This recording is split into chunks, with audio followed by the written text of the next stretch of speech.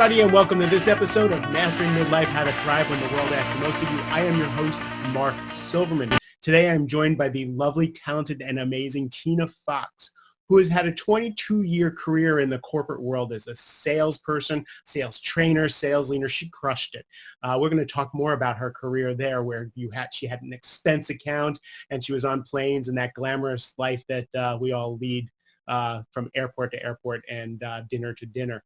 But since then, she left the corporate world to found Fox Paradigm Consulting, her own gig in helping other businesses grow and reach their potential. She's also the co-owner of Cobalt Settlements, a fast-growing real estate settlement company here in Northern Virginia. She's the national chairwoman of Women on Course. And yes, you see me looking at my notes because the resume just goes on and on and on, because this woman helps everybody she meets. She mentors like crazy and gives back always. So I'm really pleased to have Tina on the show. Tina, thank you for being here. Thanks for having me. So the reason I asked you to be here was because of that talk you gave at that meeting we were at, where you basically shared your journey from that corporate world that I was talking about, where you had expense accounts, where you went to nice dinners, where you had your heels, you had your makeup, and you were out there in the world doing your thing.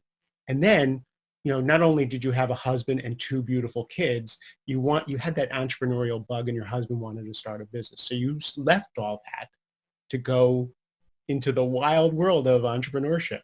I did. What was the reason for that? Well, just to be clear, I still have the heels and I still have the dresses and the makeup because I am a girly girl. But I have transcended from the world of corporate America, which is very good to me, into entrepreneurial America, which has been equally as good to me. I will say in my last 5 years of being an entrepreneur, I've probably learned more than I did in my 22 years in corporate America. It's been an amazing journey. But to answer your question as to why I left corporate America, it was not an easy decision. I didn't leave because I wanted to leave. I was on a high. I had spent many years working very hard to establish myself as a sales leader. And then from that, move into management, move into national training, worldwide training, and then executive leadership. And I did this with Fortune 100 companies, and I also did this with Western area startups. So I kind of ran the gamut as far as that corporate career, and I really enjoyed it. I love the people that I was surrounded with. They always challenged me, as salespeople do, right? It's not just a number that you have to meet. It's how well you meet the number and how often you meet the number. And so I was surrounded by those kinds of people. They were high performers, which I really like. So fast forward, and like many. So you weren't like burnt out. I have to get out of this, and this has to change. It's like I'm rocking it, and I'm good. Oh yeah, no, there was no burnout. I was only in my late 30s, and so it was at that time that I ended up becoming a mother. And so as many women who end up having a career and then waiting a little bit in order to become a mom, having to manage those two dynamics presents interesting and new challenges, to which I was up for the challenge. And in dealing with that, I started recognizing that the world you had mentioned early on about the airplanes and this glamorous life of always being gone and running from hotel to business to hotel to business, back to the airport, back home, that was not conducive for the life of being an ever more present mother. And that was very important to me. Now, I had a great support system at the time. I have a husband who takes more than his fair share of being a father and a parent to our children. And I also had nannies, there was daycare, and I had family members. And so that was my village that helped me in raising the kids. But then something happened around the age of 5, and this was my older son. And at that time, and I didn't know, because like new moms, we don't know. There's no book that comes with this. I remember there being an epiphany moment for me. And this is where I had to question what it was that I was doing. And that moment came when I was packing yet again for another East Coast to West Coast business trip. And I had relegated myself to packing either very early in the morning, because it was before the kids would wake, so they wouldn't see the suitcase, or leaving late at night. So again, they wouldn't see the suitcase. And so it was 4:30 in the morning. So I just felt that, like, that was your life, and that was, that's given. And I'm sure every person who travels for business knows what they did in order to minimize the impact on the kids. So even though you were rocking it and you loved it, you were still conscious of the impact it had And that little thing there, right there, touched me, of what you would do for your little kid's feelings. Thank you. That matters to me because you're absolutely right. Being a parent yourself, you know that there's this dichotomy of pursuing the career dream and feeling really good in that, but also in being the best parent you can be. And I honestly don't think we have figured it out well in the United States. There are a lot of countries, including Japan, that's trying to figure out this whole parenting and career thing. I hope to make an impact in that at some point in my life. But for me, I had to figure out myself at that point. So it was 4:30 in the morning. I'll take you back to the time. And I was in my closet, I was packing, and it was dead silent because nothing goes on at 4:30 in the morning. And so my son came into my room very quietly. I did not hear him coming in with his green whoopee over his shoulder. He had some sleep in his eye. And he just poked me in the back, which scared me, but got me to turn around and look. And I looked down at these little blue eyes, and he says, very simply, with the truth that only a child can deliver, he just looks at me and he said, "Mommy, you've been gone too long." Well, that was the killer. And I didn't know what to do with that. So I just ushered him back and said, "Go back to bed, and I'm going to finish up, and I'll be in to tuck you back in." Well, in the matter of a few minutes of packing up, I went to his room and he was sound asleep. And to this day, I often question, was that real? Did I imagine that? Because he was so asleep by the time I got back. And so began that journey of, this time my airplane trips were a little bit different. This time they were filled with, what did that mean? I've been gone too long. What does he need from me? And I've been really good at figuring out the needs of my customers in sales, but here I am not identifying with the needs of my own family. And I felt very strongly, and I heard this in another book that I had been reading recently, where sometimes we deliver our best for those that are complete strangers, those that maybe, we work with sometimes, those that are outside of our inner circle, and then what we bring home are the scraps for those that are in our inner circle. And that's certainly how I was feeling, is I was feeling like what he was saying was, you're bringing home the scraps. Because when I was home, I was trying to be very present, but I wasn't there often enough for it to be a whole person. And so it took me about 6 months of flying and looking out the airplane windows and realizing that this world is very, very large, and I'm just a very small piece in that puzzle. But I can do great things for a few people. And so I had to make a decision as to where I was going to go with this. And I did talk to my senior leadership team. I did not appreciate one comment by a CEO who had said, and I've never shared this publicly, but he had said to me, there are things that you do to make sacrifices in life, and the men make the sacrifice to do this. And so as a woman, you need to figure out how to make the sacrifice to do this too. And it made me upset on two levels. One, it made me upset because he identified me as this separate sect of woman as opposed to being part of the team. And it also made me upset for my male counterparts, because I know for a fact they too would love to figure out how to do the career and the parenting thing much better. And they miss those opportunities with their kids. And so it wasn't just a Tina mom thing. This was a parenting corporation issue that needs to be brought to the forefront. I often talk about this, being a divorced dad. My kids live with my ex-wife full time. They're grown now, but I have access to them at any time. I live around the corner. We're close friends, and I get to see them. But I get to see them when we plan things, when we decide to do things, and she gets them in the what's the word I'm looking for?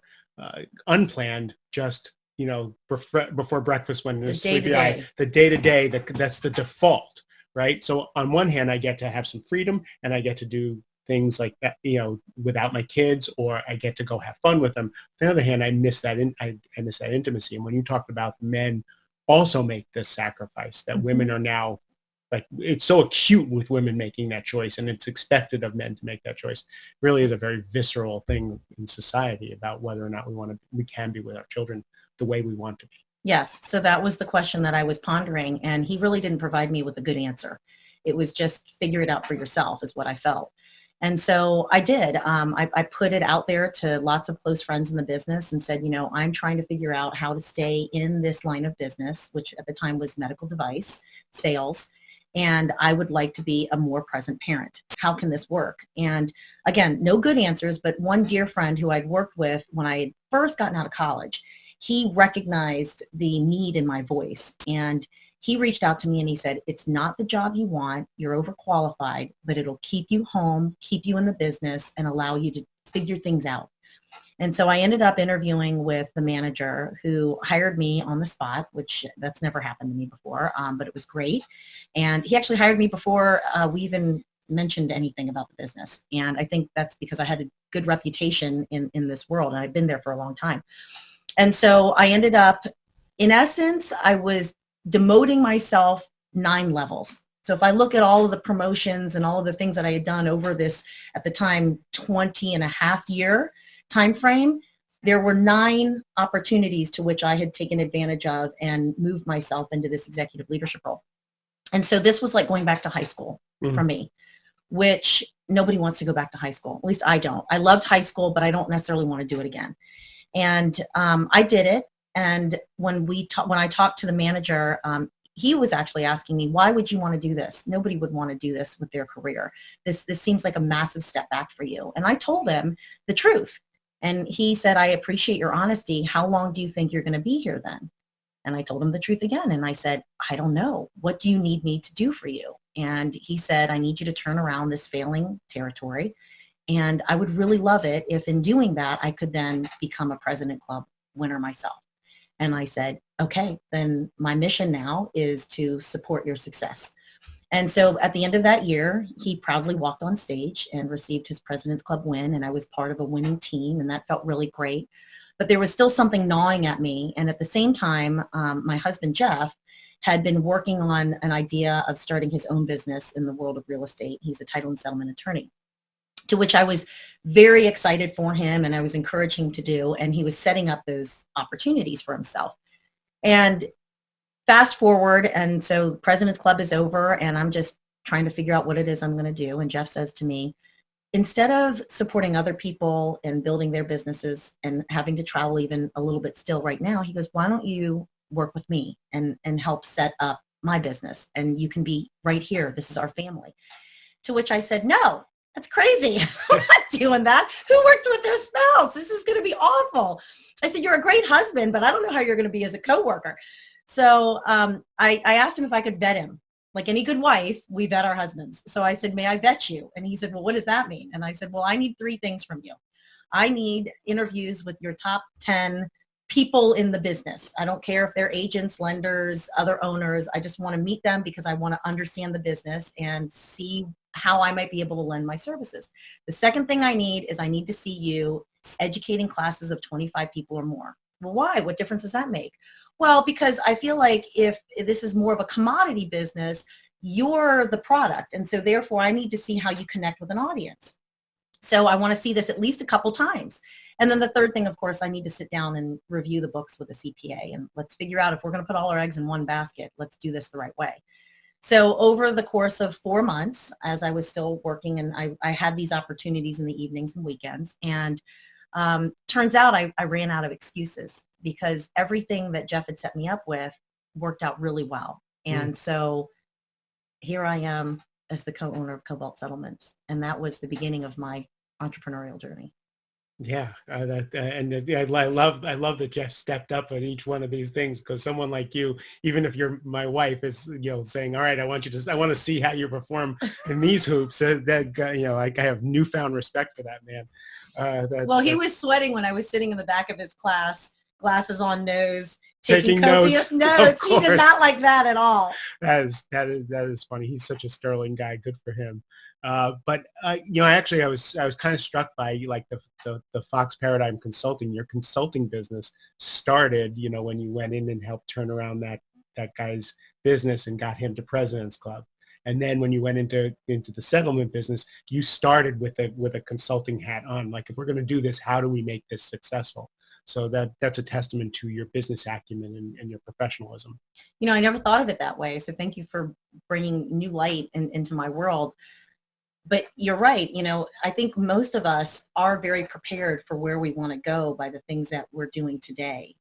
We might be practicing, but we're leading up to whatever that is. And so I didn't actually come up with Fox Paradigm Consulting. That was another Jeff thing. So I was ready to go serve him in the role of business development for Cobalt. And he said very wisely, about a month in, he's like, I don't think you should actually be an employee of Cobalt. And I said, why? And he goes, I feel like there are going to be opportunities in your meeting people through this business where you're going to want to pursue new avenues, and it's not going to fall neatly into the bucket of real estate. And so to have that fall underneath the umbrella of Cobalt seems kind of silly. Besides, you're providing me with a consulting service based on your expertise in sales and business development, market development. But there are other things that, the rest of us that are really in the world of title and settlement, in the processing and the attorney work, that you don't get involved in.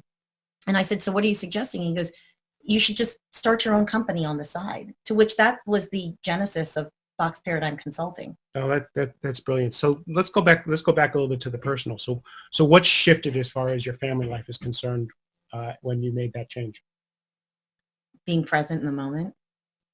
So those moments you talked about where your ex-wife got the day-to-day, I relish in the day-to-day. It's not easy by any means. There are days where I'm pulling my hair out and I'm thinking, what an ungrateful role, the role of parenting, because you do so much for your kids, and then there's maybe no thank you. There's no hug. There's just a need for more. And it's an insatiable appetite with kids, right? And it's like, how much more can I possibly deliver to you? You're alive, you're well-dressed, you could go to sports. Roseanne said, if my kids are alive at the end of the day, I did my job. Well, that's just it. That's just it. And for a salesperson, and this is very personal, for a salesperson, I'm used to the accolades. I'm used to the words of affirmation. I'm used to, on a daily basis, seeing my name and how it ranked in comparison to others, and the performance in which I was delivering on a daily basis, which rolled up to a monthly basis, to a quarterly basis, and to an annual basis, to which there was a reward. And those rewards were great. Those rewards included trips and gifts and all sorts of wonderful things when you're in sales. I do remember that. I have a bunch of awards on my shelf. And that's way in the background now because I don't get awards for what I do now. That's exactly right. So I'm still using the awesome Samsung washer and dryer that I won for, meeting some contest during some month. I mean, I love every time I use it, I'm thinking this is such a great thing. So how do you source that esteem, that work now? It's taken a long time. I will say that it was not instantaneous. There were moments where I felt like, did I do the right thing? In leaving my career and, serving as the business development person for Cobalt and being a more present mom, was that the right thing? And that's a hard thing to say because most people would be like, of course, they would give you. Now that it turned out, you're still questioning even though it turned out. Yeah, they would give you the platitudes of that's the most wonderful thing you could ever do. And I think it is on certain levels, but there are times where, I miss getting the pat on the back, and it's really more of self-discovery. So especially in the last 9 months, and I mentioned to you before we started this whole thing that I'm in a vulnerable spot, to which, by the way, Mark says that everybody cries on his podcast. I'm really working hard not to, and I have a tissue in my hand just in case. But I'm in a vulnerable spot because I've been doing a lot of self-work. And, I forget who said it. I don't know if it was Rumi or some wonderful philosopher, Aristotle, I don't know, but know thyself. And we start with that. And I think I have been so good at knowing others because of sales. You have to know your customer, meet your customer's needs, right? And knowing who you need to be able to meet everybody's needs. Oh, that's a whole nother podcast. Yes, you're absolutely right. Yeah, being a salesperson, the whole chameleon factor is very important, the assimilation factor. But the work that I've been doing with myself and with the support of a coach has been very difficult because it's you really have to tear down certain layers of what makes you tick, why you do things, your purpose. And that's been hard. But in that process, I've also learned to be more grateful about these moments, these everyday moments that I'm having with my kids. And I was just reading another book recently called Present Over Perfect. And I'm going to mention it on the show because it spoke to my heart. Do you know who the author is? Yes, Shannon Nyquist. Cool. With an introduction by Brene Brown. But it spoke to my heart because she spoke very eloquently about the struggles of wanting to pursue the performance and being able to be present as opposed to being perfect all the time. And so now my days are filled with imperfections, and that's okay because I'm loving the mess. That's okay for today's Tina. That isn't okay for a few years ago, Tina. That's correct. That's absolutely correct. And people I think are resonating with the fact that I'm okay with this, and I feel like there is more of an approachable aspect of who I am because of the fact that I'm doing this self-worth, and I'm recognizing my self-worth outside of performance, and it can just exist, and it can be okay. And then that's the hardest thing to do when you leap from corporate America, in my opinion, into entrepreneurship, because entrepreneurship, you own it, and you have to recognize your self-worth, and you have to be able to move things forward, even when you're having mundane days with no appreciation. And that's why I said this journey of 5 years is triple fold that of the journey of 22. Right. That makes sense. You talk about doing the self-worth and makes you more accessible. Our mutual friend, Helen Appleby, yes, who moved from the corporate world into coaching, and her new book is coming out. My first conversation with you remind me so much of Helen, and that's why I bring her up a lot, is because before this transformation, you were amazing. Before this transformation, you were wonderful. Helen, when I met her, was absolutely the most remarkable, impactful woman I'd ever met. And I would say the same about you. But the first thing I said to Helen was, you're amazing. You're beautiful. You make a huge difference in the world. But until you let some cracks in, when you become porous and allow a little vulnerability, when you do that, your impact is going to be exponential. That was my first conversation with her. And the same thing with you, as you become more porous, as you become more accessible, all that awesome that you bring to the world, even though it feels like some of it the luster comes off if you're vulnerable and your lipstick isn't just perfect and the heels don't click just right, that accessibility it makes your impact to the people that you meet so much more exponential. And I applaud you, because it's not an easy thing to let the armor down, let people in, and let people see who you really are, especially when it's worked all this time. Where were you in high school, in college, in my first job, my second job? Where were you all those days? Because that is being ignored by women like you. You're hard to ignore, Mark. That is a universal truth that when spoken by the right person at the right time, yields dividends. And so thank you for sharing that, because you're absolutely right. It is through, you said it so eloquently, it is through being porous, that porosity that allows you a deeper connection with people, because they can see more of your light when you're not so opaque. And so I love that analogy. And I also love being in the same company as Helen Appleby. So Helen, thank you for our conversations over the telephone. By the way, you have been a great support to me. Awesome. So what's next for you? Yeah, so this is another journey of vulnerability. If I said I don't know, my military father and my Chinese tiger mom would be horribly disappointed in me, because I have had to know what I was going to do, who I was going to be, how much money I was going to command in salary, what my title would be, et cetera, et cetera, et cetera, since I can remember. My father, as a matter of fact, used to say to me when he would come home from work, Tina, what's your 1 year, what's your 3 year, what's your 5 year, what's your 10 year? It would roll off the tongue just like that. And I was really good at being able to say, this is my 1 year, my 3 year, my 5 year, my 10 year. And then, life happens where you have these plans and God laughs because you have these plans. And there were instances where my plans did not turn out. Two big instances. One is I am a divorcee. I did not plan on being a divorcee. I don't think anybody does. Not to your current husband, Jeff, just so everybody knows she's still married to Jeff, the father of her children. That's right. He's wonderful. And that one is staying for the rest of my life, and his. But, my ex-husband and I were wonderful friends, but I did not expect that relationship to end. And so I had, like I said, I had all these plans, And now all these plans had to change. So that was the first life correction. And then the second life correction was when I did get pregnant with my first child. I had this, which my OBGYN, I think, still laughs to this day. I had this birthing plan that was about 6 pages long, to which it's still tacked up in my office because I ended up going through C-section instead. And so this plan of doing a natural birth did not work out. And that's how life corrects you, right? So I don't have a 1 year, 3 year, 5 year, 10 year plan. I do know what I want to do moving forward is I want to make a difference in other people's lives, particularly in business. And I would like to make an impact for many of the women out there that are working hard to earn equal pay for the job that they do.